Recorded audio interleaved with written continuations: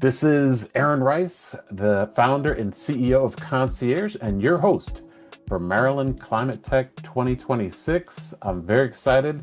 Carl, go ahead and introduce yourself. Let us know who you are, where you're based, and what kind of work you do. So my name is Carl Harris for Fanatic Inspection Services, and I'm basically an environmental specialist. I do wear a lot of other hats and other areas, but my specialty is indoor air quality, moisture control, and mitigations. Various types of environmental mitigations. Absolutely, absolutely. And where are you based? I'm based in Maryland. Okay. I actually have, a couple locations up in Howard County and then down in Charles County. So I cover a wide range, Maryland, District of Columbia. Okay, perfect, perfect. So what Carl and I decided to do is kind of he and I are both new friends and both indoor air quality nerds. Well, I guess the first place to start is what brings you to the indoor air quality space? What was it that sparked your interest in this space? Because it's pretty unique. Well, and it's funny you said that. This is years ago. I, s- I don't want to get too lengthy with it, but I had a cleaning service. Okay. And from the cleaning service, I got talked into one of my employees by starting a duct cleaning service. Was the beginning of the environmental and getting into the mold remediation, mold mitigation, radon. We even did lead for several years. The only thing we didn't tap into was asbestos, but every other aspect of environmental, we pretty much have done. If we're not doing it now, we've done it in the past. Well, if you got started from duct cleaning, sounds like that first duct cleaning service was pretty dusty.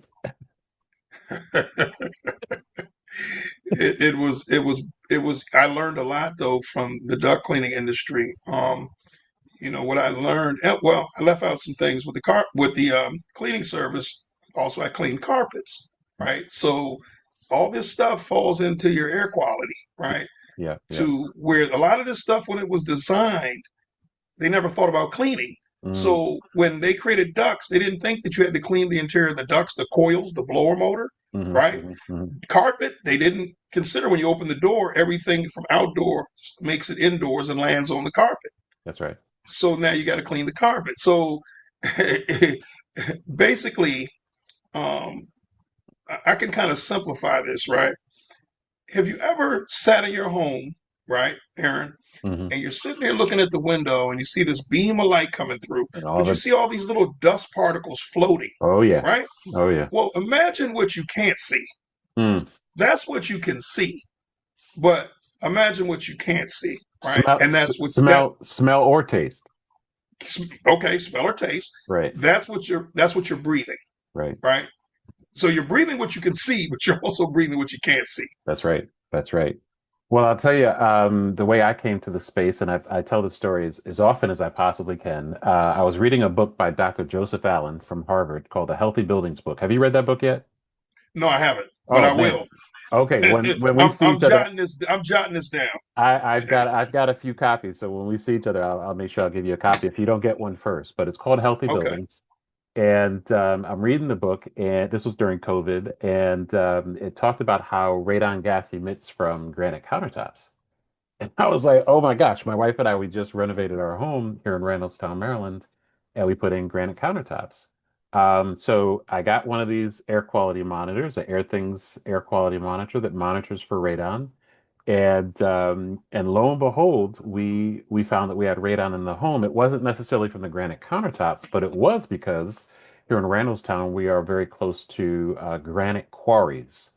We've got streets named Granite close to our neighborhood. So, and then soon to find out that most of the homes, according to the EPA, the Environmental Protection Agency's radon map, most of the homes in my area are considered deep dark red, meaning that there's pervasive amounts of radon here in the Randallstown area. So we since got the home mitigated, but our measurements were right around 15, 20 picocuries per liter, That's heavy. which according to the EPA is smoking 20, 30, 40 cigarettes a day. We've been here for close to 25 years. And so, we got it mitigated, but in that process of learning about this different mitigation systems and interviewing mitigation companies, some of them wanted to give us quotes over the phone. They didn't even feel like they needed to come to the house to check out the house. I was like, oh boy, you're just gonna give me a quote over the phone? Okay. So I just kind of geeked out from there and then, started learning about, volatile organic compounds and particulate matter and temperature and humidity and carbon dioxide and was just really enthused about this whole concept and when the rest of our colleagues were focused on, greenhouse gas reduction and climate change, which is all very important, and energy efficiency, my thing was always, well, what about the health and wellness of the building occupant? Because you can, as you know, can have a environmentally certified building, whether it's LEED or WELL or FitWell, and it could be net zero, and the air quality could still be not a healthy environment. And so that's where I kind of geeked out and created this company called Concierge. It's pronounced like a hotel concierge, but it's got a little bit of a twist. Folks call me Air for short, Aaron Air. That's the nickname that I grew up with. But what Carl and I decided to do is we thought we'd have a little fun with our Healthy Home Challenge indoor air quality quiz. I didn't show him this in advance, so this is going to be fun. Just kind of going through this and talking about some of the indoor air quality things that we experience on a daily basis. So it's the Healthy Home Challenge indoor air quality quiz. Test your indoor air quality know-how with our real-time indoor air quality game. All right, Carl, you ready? I'm ready. All right, we'll throw in a few warm-up questions. Well, first and foremost, reset is, and I actually heard about reset, the indoor air quality standard. I heard about that in the Healthy Buildings book. Nerded out so much on this stuff that I became Maryland's first and only reset accredited professional. And so, like LEED, like WELL, like Fitwell, we actually can certify buildings for healthy indoor air based on the acceptable amounts of PM 2.5, volatile organic compounds, carbon dioxide, temperature, relative humidity. These are the things that are monitored in order to get reset accreditation or certification on a particular building. And so this breaks down kind of what is acceptable, what's a high performance building. And so that's kind of what we use as our guide when we're evaluating indoor air quality at some of these properties. So our warm-up question, let me see if I can reduce the screen. Okay, great. So ignore that check mark there. That should not be checked. Let me see if I can remove that. I can't. That's not the right answer. But okay, so the question is, what building type has the best indoor air quality? Is it Baltimore City Hall? Is it Maryland Department of Health? A commercial office, a residential property, a house of worship, a hospital, an airplane, or a casino? And I'll make this real easy for you. It's not Baltimore City and it's not the Maryland Department of Health because a few years ago, actually last year, both of those were shuttered because they found Legionella in both buildings. So from only testing the water once every 5 years. So it's not Baltimore City, it's not the Maryland Department of Health. What would you say is the building type that has the best indoor air quality? I'm going to go with the casino. Okay, my man. All right. We're off to a great start. That is actually the answer. And based on your experience in the industry, why would you say that? Why would you pick that as the answer? Well, it's funny, but I had read something somewhere. Well, I'm okay. So I'm a nerd when it comes to. They call me the king of Google, right? Um, and so I had a friend that talked about that, right? Because I wear a lot of hats. So what I Mhm. didn't tell you is I also own a pest control, wildlife, and termite company. Okay. And one of my friends has a contract with the casinos, and he kind of was talking about that. So of course, what did I do? I Googled it. Hmm. I did a deep dive on it, and I found out that the casinos have the best air quality. Now I didn't know it was better than everything on the list, but I was more familiar with that, than anything. So I figured it would be that, and then I didn't want to go with a hospital because I've seen some things in hospitals that didn't sit right with me. Being as though I'm in and out of every type of structure doing Right. pest control. Right, You know, right. So what my research has told me is that they pump so much fresh air into the casinos because they want to keep their patrons alert and not dozing off at the slot machine so they can spend more money. Um, Airplanes also have been known to have very good air quality because they're circulating their air and getting 14, 16 air changes per hour when the airplane is in the air versus on the tarmac. Because I don't know about you, but I travel with my mobile air quality monitors, and I'm measuring air quality in every building that I go into. I do that too. And even everything, even the barometer, Yeah, because not just the particulate or VOCs, but the barometer could actually affect your blood pressure. that's right. And just like if you're, let's say you have some form of what is it, sickle cell traits or sickle Hmm. cell, Hmm. and that barometer's not right, and elevation is too high, Hmm. it could actually affect you. Yeah. A lot of people are not aware of that. Yep. Yep. Oh, can I ask you something? Yeah, sure. Well, so you talked about air exchanges, Hmm. right? Yep.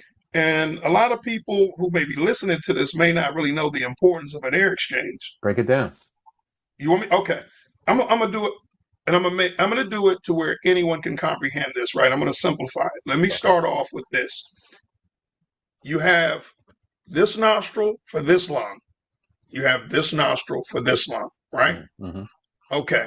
If I take my finger and I put it over this nostril, it's hard to get enough air into both lungs. I Right. can still breathe, but it's harder. Hmm. So when you talk about air exchanges, it's, let's say you have a basement, 4 bedrooms, whatever it is. It's the amount of air, just like with your HVAC system, how much air is needed, right, to enter the room, right, based on the cubic square feet. Right. Okay. And so a lot of people, they're not aware of that. So a lot of times I'll tell them, like when we're doing a mitigation, that the machines need, based on the cubic square feet and my calculations, I need to run these machines. They're like so many CFMs, Right. right? I have to do my containment, and it has to run for X amount of days, X amount of hours, which means X amount of days.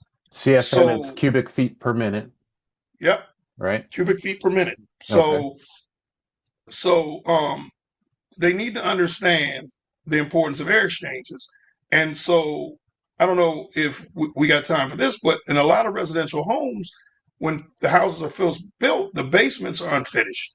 Hmm. When they finish the basement, they don't put the proper ventilation in so that they have the proper amount of air exchanges. So now the air quality is tremendously affected They're probably getting because, yeah, getting maybe one air exchange per hour, maybe if you're per, lucky. if that. If And you're lucky. if right, and if they have a door at the top of the stairway and they close the door Yeah. to the basement, Yeah. now you Half you've an got, air change.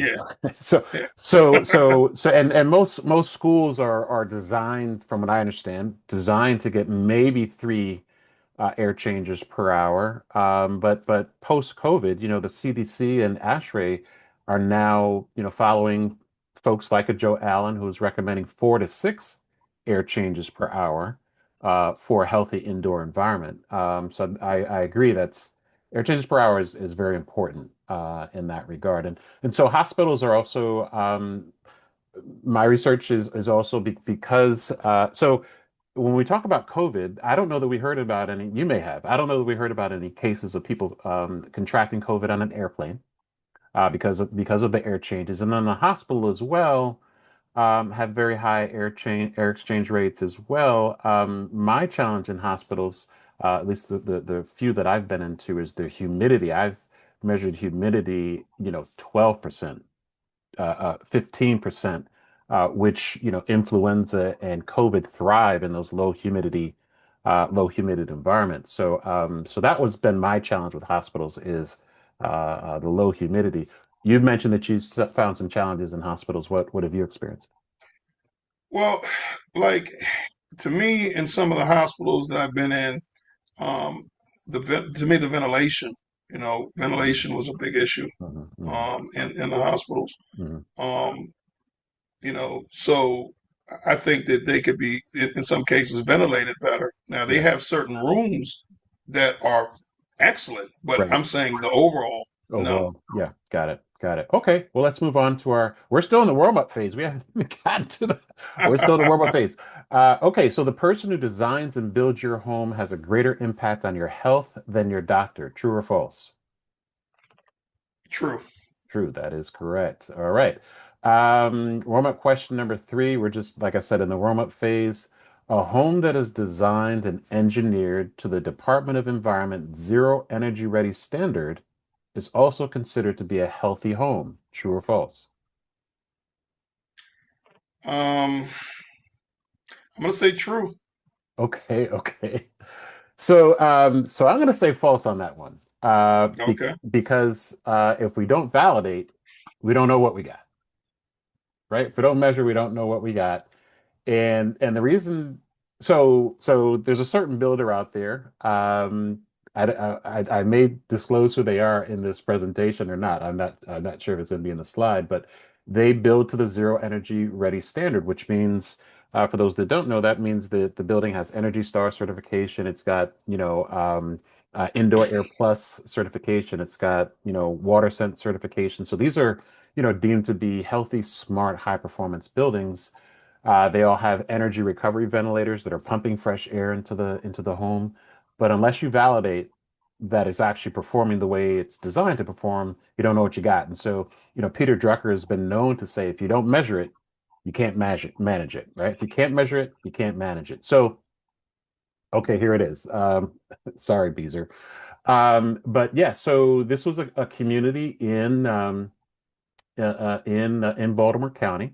And like I said, I take my air quality monitors with me everywhere. This was a model home. This is one of those model homes where there's one of the models that has a sales reps in it, and then one of the models that is just vacant that you can view without a sales rep in it. And as soon as I got in there, because this particular monitor that I use will beep at 1400 parts per million. This is measuring carbon dioxide, temperature, humidity, right? And it'll beep at 1400 parts per million. Just for context, outdoor air is between like 350, 450, low fives. And so this, as soon as I walk in the door, it starts beeping. And I was like, I thought it was an alarm or something, like sometimes a smoke detector keeps beeping in the background. That's what I thought it was. I didn't think it was my monitor because I'm like, I'm in this certified home. But net at the end of the day, when you see this in a brand new model home, when you see 2186 part per million on the CO2, what does that mean to you as a specialist? Um, you're talking about the CO2, Correct. 2,186 parts per million. Yeah. That means run, right? Right. It's excessive. It's Yes. excessive. I Yeah. mean, and CO2, yeah, that's excessive. Yeah. Yeah.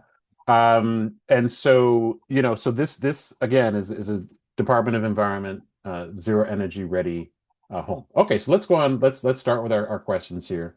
Uh, is it illegal to sell a house in the US without declaring radon levels? True, false, or depends on the state?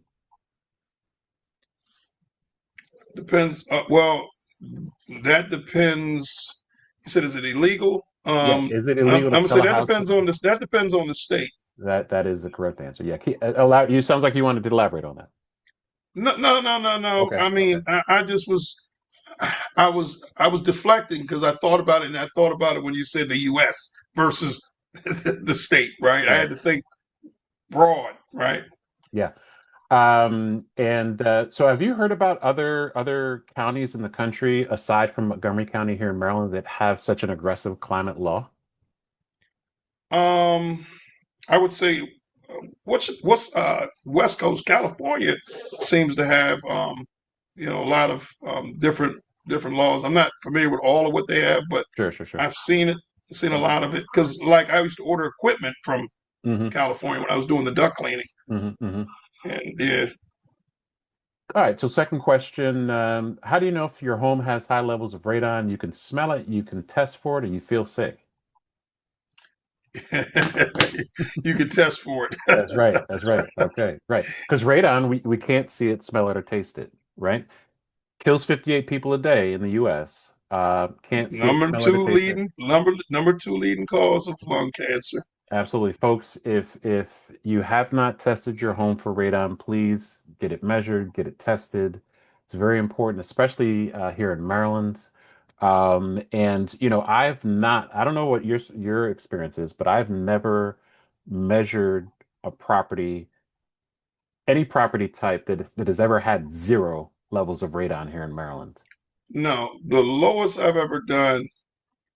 Um, well, no, I'll go to the highest I've ever done. The highest I've ever done was close to, it was, I want to say probably 20.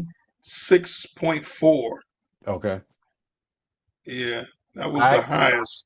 I've heard of a county in Pennsylvania. I'll have to go back to my research.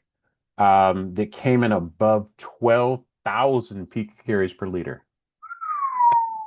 I was like, whoa. So yeah, it's one of those things you gotta measure, folks. If you haven't done it already, please do that. In picocuries per liter, what is the World Health Organization state as a safe radon level? Is it excuse me, 0.13 picocuries, 2.7 picocuries, or 13.5 picocuries per liter? World Health Organization. That's a trick question. I'm gonna go with 2.7, 2.7. 2.7 would be the correct answer. And folks, that still equates to smoking 4 cigarettes a day. So okay, all right, we'll go on to the next one. And this is our kind of comparison here of picocuries per liter versus the amount of cigarettes that you would smoke. And remember, I said in my home here in Randallstown, we're between 15 and 20 picocuries. So you can see, in 25 years, we're smoking 30 to 40 cigarettes a day. And our son, who recently graduated from Towson, lives in the lower level of our home. So it's like he was getting it first. Luckily, no one had any symptoms, but I'm just glad we got it mitigated. Glad we found it. Glad we got it mitigated. And so 4 picocuries is what the EPA says is if you have four picocuries or more, that's the EPA action level that you should get your home mitigated or at least get a second opinion. But that's still smoking 8 cigarettes a day. Okay. Uh, how many homes in Maryland are estimated to have high levels of radon according to the EPA? Is it 1 in 4, 1 in 15, or 1 in 30? That's a tough one. There's only between two answers, so Okay. I'm I'm gonna go with 1 in 15. Okay. So 1 in 4 is actually the number. 1 in 4 is the number. Even more of a reason, folks, that if you live in Maryland, just get it tested. It's not an expensive process. You could go call Carl to get it tested if you wanted to. We measure for radon. You can go to Lowe's, Home Depot. The Maryland Department of Environment has $3 tests that you can get, the charcoal test if you need to do that. But definitely get it monitored. The results are priceless. Okay. Um, you're about to say something? Now, I wanted to go with the one out of four, but Okay. my thing was, is I thought about it. I said, well, I don't do a lot of work on the Eastern Shore, so I wasn't Mhm. like, certain jurisdictions I haven't serviced over the years. So Yeah, I said, well, let me just go with what I know. Um, PG, Baltimore City, yeah. Howard County, so on and so forth. Let's see what we Well, got here. the interesting thing about the Eastern Shore is they don't have a lot of rock out there. So I've measured a few properties on the Okay, Eastern Shore, and because they don't have a lot of rock, I'm not they're not measuring at zero, but I'm finding it at a decent level. But again, if it touches the ground, it has radon, folks. Okay, it's wow. just a matter is it at a level that should be mitigated. Okay, number five. How many Americans die of radon-related lung cancer each day? I said the answer earlier. Is it 10, 25, or 58 people here in the US that die each day because of radon? Mm, all right, let me look. Let me think about it. The You're not Googling over there. No, I'm sitting here. I'm doing a process of elimination. It's Okay, not okay. 58. I know it's not 58, so I got to eliminate that. So it's between 25 and 10 each day. I'm gonna go. Let me go with. Let me go with. Let me go with 25. No, sir, it's 58. Whoa, 58 people a day, 21,000 people annually here in whoa, the United States die from radon. Yes, it is 58. Yeah. wow. Again, folks, if you have not tested your home for radon, please do. Okay, according to the Harvard Review, what percentage of asthma is attributed to dampness and mold? 10%, 21%, or 40%? 40. 40, okay. My research says 21, but either way, mold dampness is definitely an asthma trigger for sure. Whether it's 21, 40%, definitely get it checked. Okay, number seven, indoor air quality is up to 100 times worse than outdoor air quality. True or false? Um, Indoor air quality is up to 100 times worse than outdoor air quality. I'm gonna say um, I'm gonna say false. Ooh, Carl, my guy. It's true. That is actually true. And I don't know about you, but in my experience, when I'm talking to whether it's owner occupied or tenant occupied properties, could be residential or commercial, um, the focus is very much on outdoor air quality. It's never really about indoor air quality. And I've actually visited homes where I ask people, do you open your windows? Do you like crack your windows just to get some fresh air? They're like, I just moved into my home. I've been here for 3 years and I don't even know how to open my windows. No, I've never opened my windows because the outdoor air quality is bad. And I'm just like, well, maybe if you're on the West Coast when there's wildfire during wildfire season, but generally what I'm finding anyways is the outdoor air quality is because it's been regulated by the EPA for the last 30 years is actually fairly good depending on where you are. If you're in Curtis Bay here in Baltimore City, that might not be the case. But if you're in some of the suburbs, I'm finding that just by measuring the outdoor air quality is actually a lot better than the indoor air quality. Do you find that in your discussions with people that they're more so focused on what's happening on the outdoors and not really paying attention to the indoor air quality? They never pay attention to the indoor quality. It's rare. This is the last time we've ever And seen anything on the news about indoor air quality, right? I mean, you see things where they speak on the ozone layer and Yes. things of that nature, Hmm. but I'm basing it on I average, let's say, 30 home inspections a month that I do for potential buyers, right?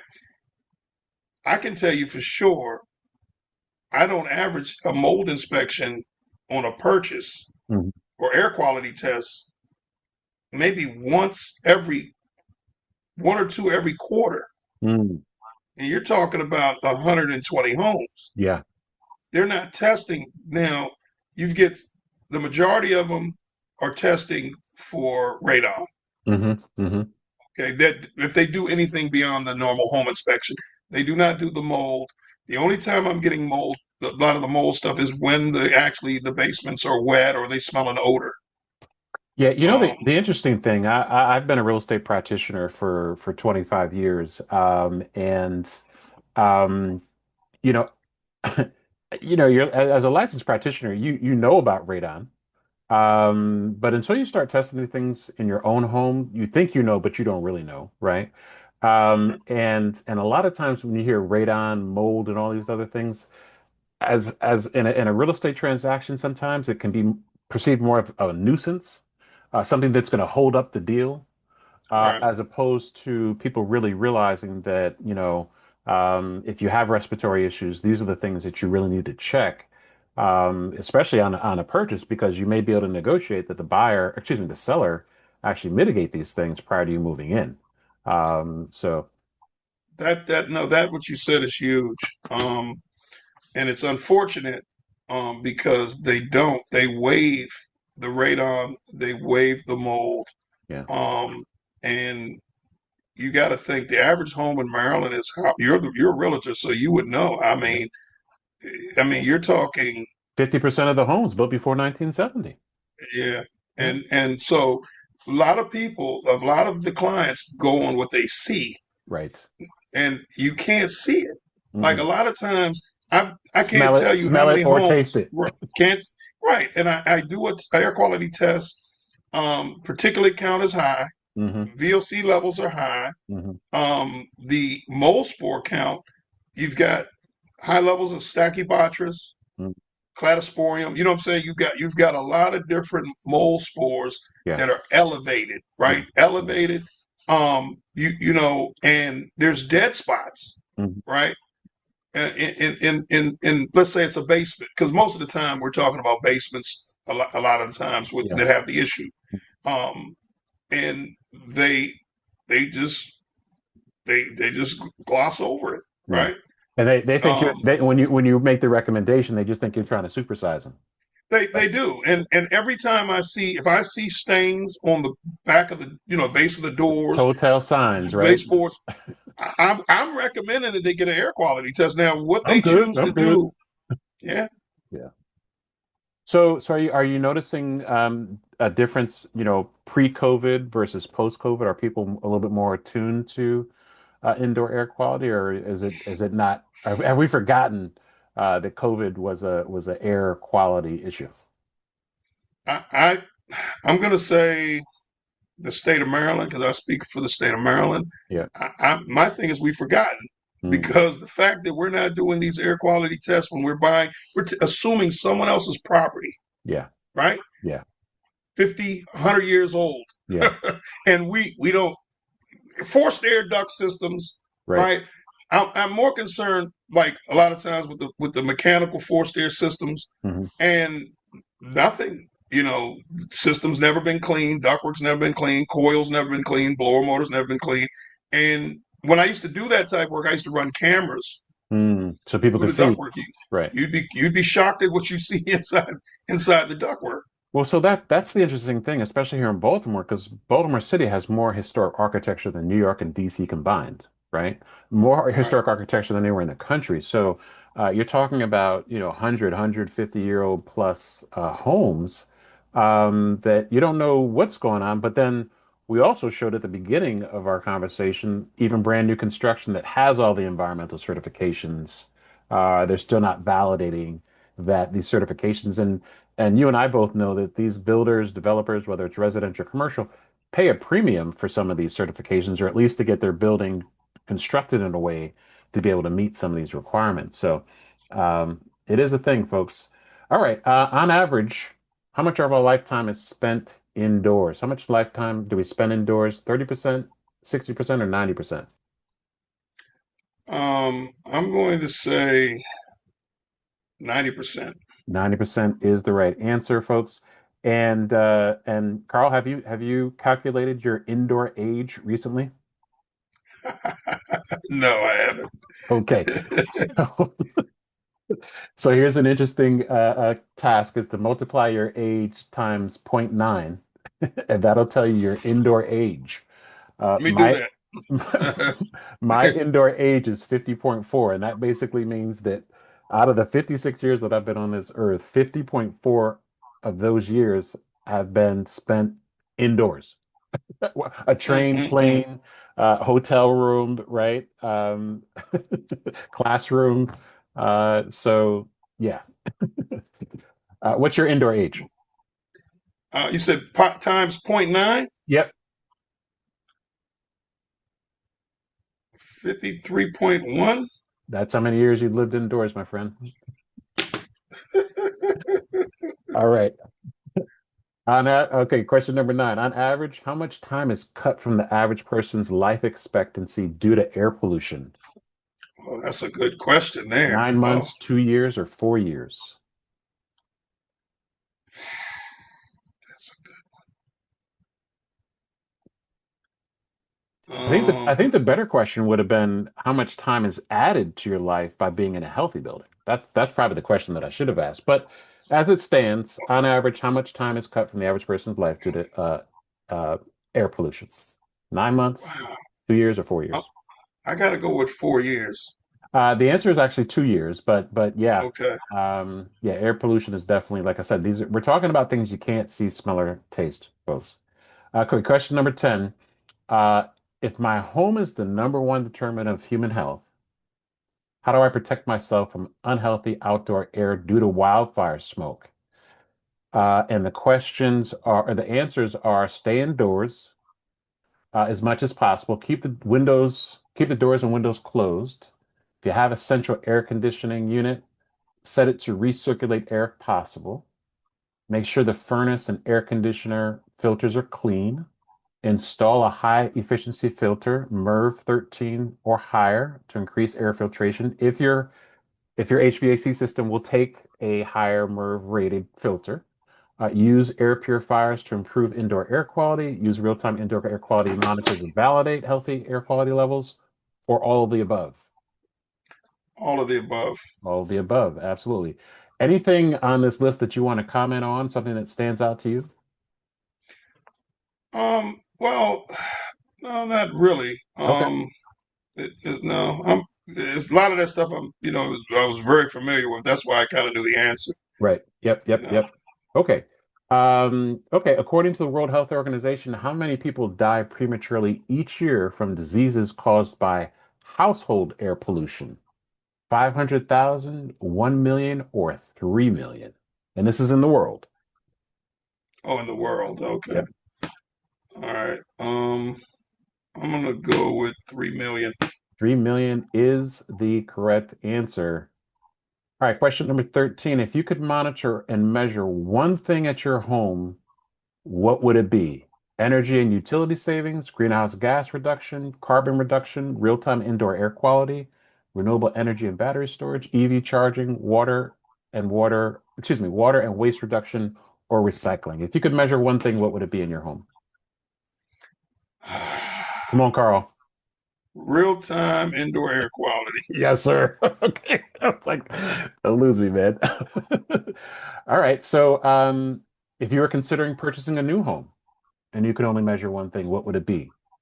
Energy, greenhouse gas reduction, carbon reduction, real-time indoor air quality, renewable energy, EV charging, or waste reduction? For me, it's gonna be the same thing. Real time indoor air quality. Absolutely. When you travel and you're booking your next hotel or Airbnb, if you could monitor only one thing, what would it be? The real door indoor air quality. Real-time indoor air quality. And the reason being, okay, well, let me ask you the question. Why did you pick that on Airbnbs or hotels?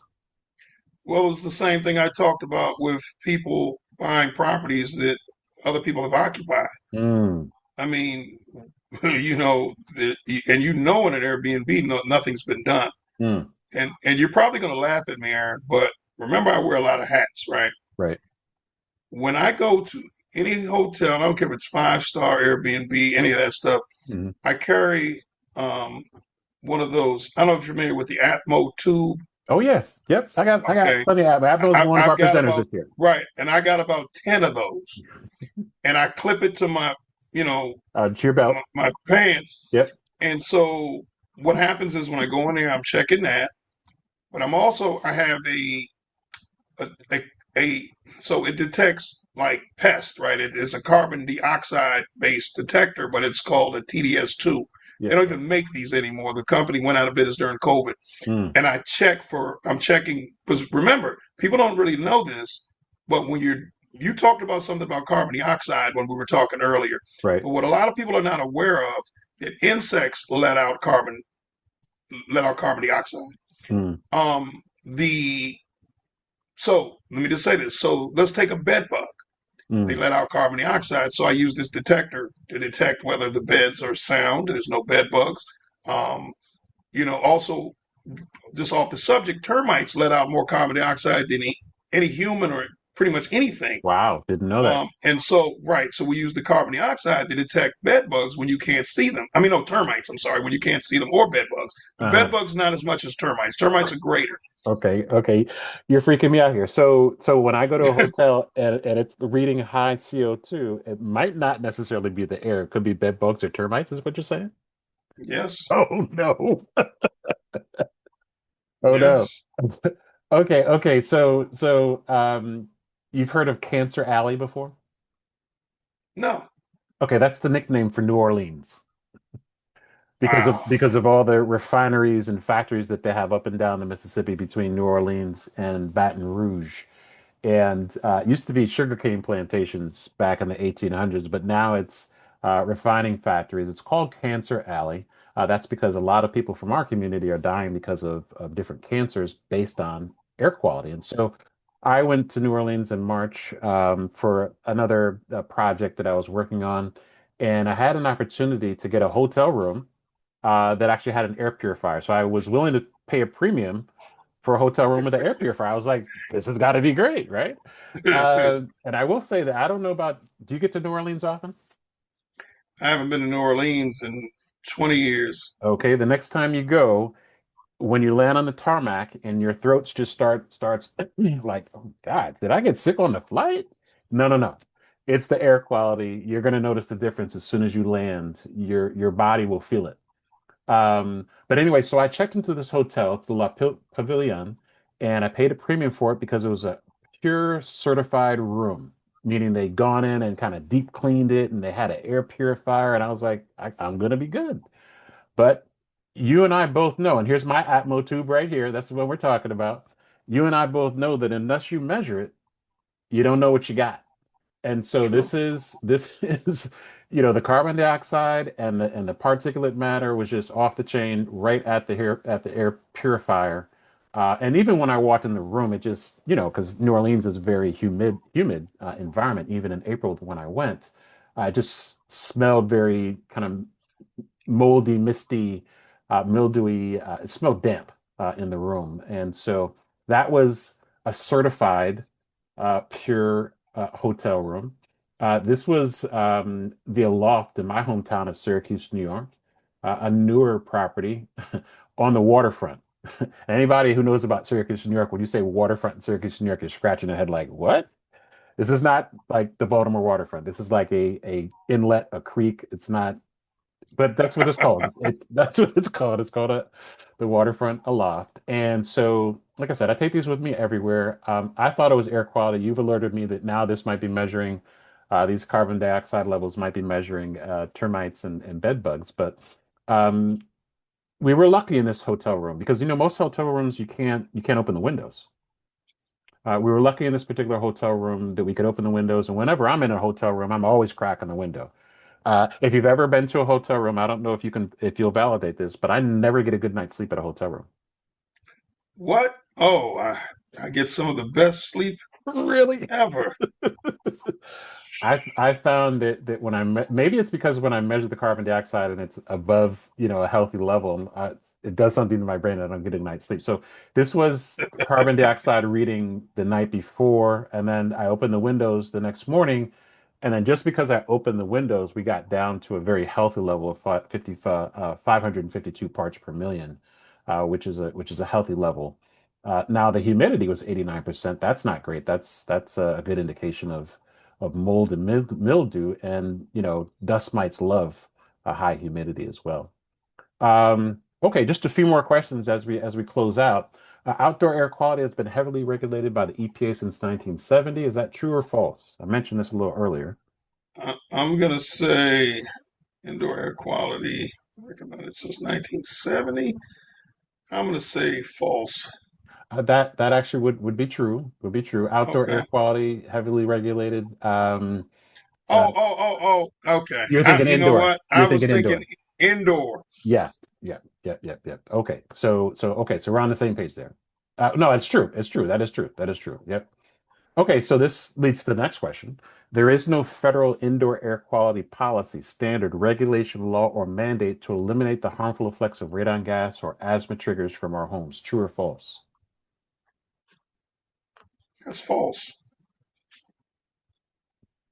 There is no federal. Okay, if it's false, then name the federal policy. Okay. So doesn't the EPA set a threshold? A suggestion. It's like the speed limit. Oh, it's a It's a suggestion. Okay, recommendation. okay, okay. That is, you're right. You're right. The language, you're right. Because I have that. Matter of fact, it says EPS suggests. Right. If you're at 4.0, then you should mitigate.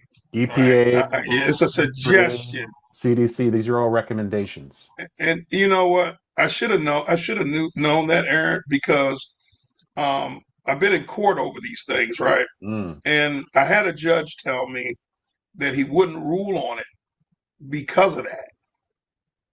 He said clearly something's going on in this structure, right? The envelope of this property. He says, but I'm not going to rule on it because It's not regulated. there it's not right. He said until the EPA regulates it, he won't. It's a suggestion. You're right. I've had similar situations with city and county organizations. We're talking about indoor air quality here in the Baltimore area, and they say, well, it's not law, it's not regulated, so there's not something we can really dig our teeth into, which is unfortunate. It's not because people haven't tried. Not because folks haven't tried, it just hasn't passed, And the internationally. same thing applies for mold Right. as Well, well. we got the new mold law that passed this summer. We got the new mold law here in the state. Are they going to enforce it? Is it being enforced? Well, it's on the books, which is a start. Which is a start. Well, It is on the books. the reason why I'm saying that because when I when I first got into this in the early 2000s, Hmm. Hmm. they were talking about the mold license, Hmm. and then it never happened. It happened in D.C., so I went to D.C. and I got my mold assessor and remediation licenses in the District of Columbia, but it just stalled out. So that's the reason I was saying that. Yeah. So And I spoke. in Have you July of this year of 2025, they passed a mold remediation law here in Maryland. Uh, have you spoken with anyone at the Department of Environment or who's overseeing that? I have Who's not. going to? I have not. Okay, so this is a long time ago when I had. Well, the thing was is that the discrepancy they said that they were having at that time because I had spoke with. That's when I was into the lead real heavy, right? Right. And I spoke with someone at Let the paint. at the department, and what they were saying is at that time the reason why um, it didn't transpire is because the department that was overseeing it didn't have anyone there to oversee it. Right. Yeah. So Yeah. yeah, Yep. The mold police, they didn't have staff to be able to monitor it. Okay, we'll do two more questions before we close out. Okay, so up to 70% of our exposure to outdoor air pollutants actually occurs indoors. True or false? true. That is true. Absolutely. And this is why when people say outdoor air, well, because we spend so much time indoors, the chances of you breathing bad outdoor air is not very high. It's higher because we spend 90% of our time indoors. Okay, next question. Up to 70% of our day is spent inside of our home, 14 to 16 hours. And the majority of that time is spent in our bedrooms. True or false? True. That is true. Last question. I've got a lot more, but we'll just we'll rest here. Humans spend more time indoors than some whale species spend underwater. True or false? Mm, that's a tough one. I don't know how they. Okay, so I'm basically gonna say um, that the humans. I'm gonna say that's false. Ooh, that is actually true. That humans spend more time indoors than some whales. That's how much time we spend indoors, folks, because when we study whales, we study them when they're underwater, not when they're up for air. But they actually spend more time getting fresh air than humans spend outdoors getting fresh air. Wow. I needed to call one of my sons to answer that. He knows everything about any kind of fish Man, or whale, or whale is not considered a fish, but this was fun doing this. Like I said, I didn't share these questions in advance. This was very impromptu, but I thought that was a fun way for us to kind of banter back and forth. oh, Um, wonderful. Question: are yeah, you familiar with the demonstration of what I call the living proof? Have you ever heard of the living proof? the living proof, not by that name. Describe it for me. So when I first got into doing indoor air quality, I use a lot of different tools. I use even now they don't recommend it, but I still use ozone generators. The ones I use have the needle point ionization. Hmm. I use hydroxyl generators. I use, of course, air scrubbers, right, with Hmm. different types of filters. Hmm. Well, with the living proof, it's a demonstration. It's like a glass chamber, and you put oil in the chamber, and if the glass is a square glass container, which I'm probably sending you a video of the demonstration, it fills It up with does. smoke, Okay. right? When you hit the switches for the needle point ionization, the smoke disappears, Hmm. Hmm. but it's still in the chamber. You just can't see it Mm. because the needle point ionization causes those particles to collide and make contact and get heavy and cause the smoke to level out so you can't see it. But it's But if you still were to there. open that chamber up, you would suffocate, right, from Mm, the smoke inhalation. mhm. Now, that technology is what I use when I'm doing air quality to improve the air quality. So I'll have these machines that it basically redirects the particles, Right. cause them to collide, makes it easier for the scrubber Hmm. to extract, right? Or if I'm using hydroxyl, it just makes the job easier. Hmm. Um, and it kind of pulls things from dead spots, right? Hmm. And so it's just one of my little tricks to improving the air quality. I don't care if it's smoke, I don't care if it's fire or whatever. It tends to work well, very well. Well, hey man, this was cool. Okay, so I do have a question. Fanatic. How do we get the name Fanatic? That's your Okay, hip remember that's your hip hop name or what? so Where did we so get that from? so it comes from my mother. My mother was a housewife, and she was a fanatic, right? Like my father used to yell and say, "Oh," like because you set a glass down, and then she'd raise it up and wipe the Uh, area and put a coaster underneath it. right. And my father would be like, "Oh, you're just a fanatic!" Oh, he'd scream. And so when I started off, actually, I told you I wear a lot of hats. So Mm. at first, I had a cleaning service, which was Fanatic Cleaning Service. Then it went to Fanatic Pest, Termite and Pest Control, Fanatic Inspection Services, and Fanatic AI Solutions. So I'm in a lot of different areas. I'm even using AI now for the environmental, and I'm going to show you some stuff. I was showing Jonathan some things where I've designed a bot where I can pretty much create statement of findings. Mm. I can do numbers as far as pricing based on region. Hmm. It can pretty much do the whole um, scope according to the S500. Um, you name it, it does it all, right? And then I can even take from I'm gonna say this real quick, the Atmo, right? Your Yep. your Atmo Yep. tube. Yep. I Yep. can I can download the file from that, the readings, put it into that bot, and it'll create a statement of findings for that as well. How about that? How about Yeah. that? It So would so also interpret, my fault, it also interpret the laboratory report so it's more understandable for the client. yeah. So I trained it to teach on a fourth grade comprehension level. Smart, very smart, very innovative way to use artificial intelligence. So you definitely have to check out the Atmo presentation. We've got Atmo will be one of our presenters. Wow. They have been supporting this initiative since we started, so this will be their third year participating. So I invite you to come back and check out Atmo. Maybe I should have Man, I have to. maybe I'll invite you back if you have time. I'll invite you back and maybe we'll do kind of a panel discussion. And you can Okay. talk to them about your experience. We can kind of let them know our different experiences with their technology as well.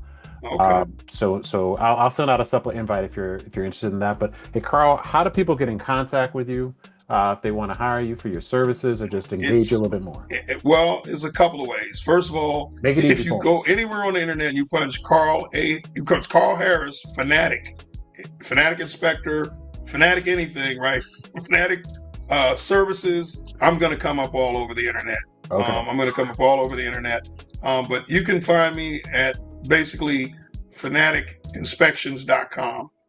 Fanatic, and you can find me on social media on any of the platforms, whether you're on LinkedIn, whether you're on Facebook, Instagram, so on and so forth. Facebook, I'm all over the place. And his contact information will magically appear on the screen by the time this video is done. But hey, Carl, man, we've never met in person. We've only emailed and texted each other back and forth. Man, it's been a pleasure, and I Oh can't wait yeah, to continue the conversation with you, big brother. sounds good, Aaron. All right, man. This is Aaron, Appreciate you. and we'll chat soon, man. Thank you. All right, thank you, appreciate it. Peace.